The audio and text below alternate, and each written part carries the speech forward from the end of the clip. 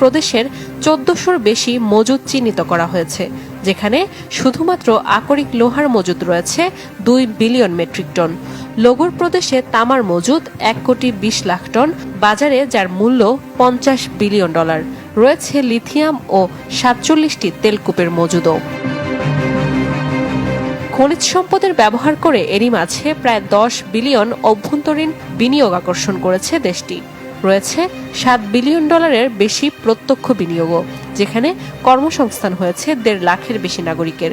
মনোযোগ আকর্ষণ করা হয়েছে চীন, রাশিয়া, ইরান, পাকিস্তান ও ভারতের মতো দেশগুলোর।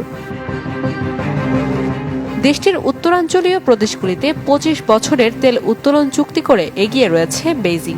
রয়েছে তামা খনি প্রকল্প। আলোচনায় আরেক মূল্যবান খনিজ লিথিয়াম।